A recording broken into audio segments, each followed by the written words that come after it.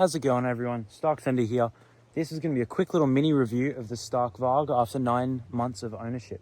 I'm going to give you some pros, some cons, what it's really like to own one, and are they really worth it? The question that everyone's asking, do I go and spend $16,000 Australian on one of these bikes? Am I really going to get my money's worth? So I'm going to try and answer that question for you as fast as possible. So one of the most commonly asked questions that I get all the time is, what's the range? How far can I really ride it? So if I'm out here riding sandy trails like this, and I'm in, say, 60 horsepower, holding it pinned, realistically, you're only going to get about an hour's runtime. And when you think about it, that's not really that much. If you go and put in 80 horsepower, that's going to be more like 40 minutes. That's not much fun. So if you're at a track, you're riding it hard, if you're out in the trails with your buddies, if you're out just having some fun, you're going to look down and go, oh, my bike's flat. My fun's come to an end. So realistically, the range on these bikes is not as good as people say they are, and it's not really up to the standard for most riders. If you only go out and ride for half an hour, sweet, you're all good. But if you want to go for those longer rides and really get that more fun, it's not going to be enough for you. The next common question that I get asked is, what's the reliability like? So this personal bike, I bought it with a Gen 1 motor.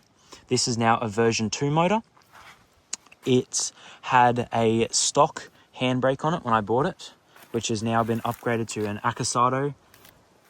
These brakes stock are really not very good. The rear brakes are disgusting. I've spent thousands of dollars trying to get a good rear brake on it. Even their stock foot brakes are really not very impressive. If you're doing any kind of harder stunt riding, you're going to have to upgrade them. The quality of everything, bolts snap very regularly, even when doing them to factory torque specs. Unfortunately, plastics, all your little bolts, I've had to buy many plastic kits because little bolts like that, they just snap.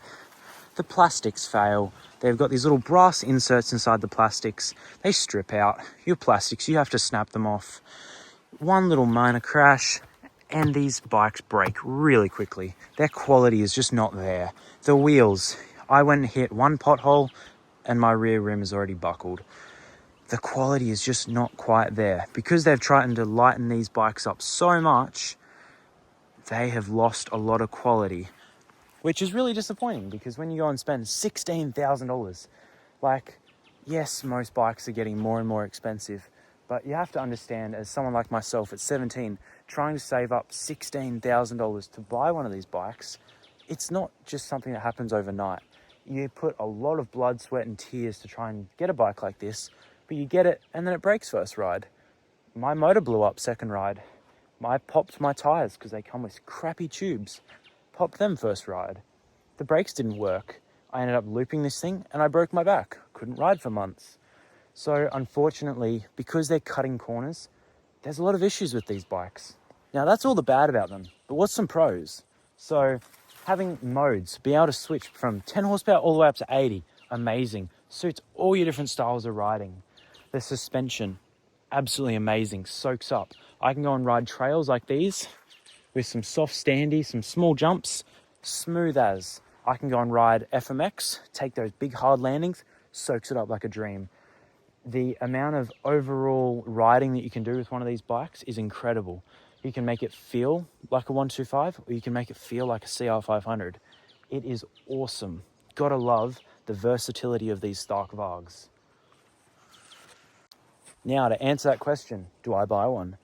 If you have $16,000 laying around to afford a second bike, then absolutely I recommend one. If you're going to buy this as your only primary bike, then I most likely don't recommend it due to they can be broken quite often if you get one with issues, and you won't have a bike between 1 to 2 months. So not riding for 2 months is pretty sucky. So I would recommend only buying it as a second bike. If you have that money, absolutely. Now don't get me wrong, not all Starks are bad, but unfortunately I'm starting to see more and more bad ones compared to good ones. That might be just me. But yes, if you have the money, absolutely buy one. Otherwise, I'd steer clear for now. Stark Sender out.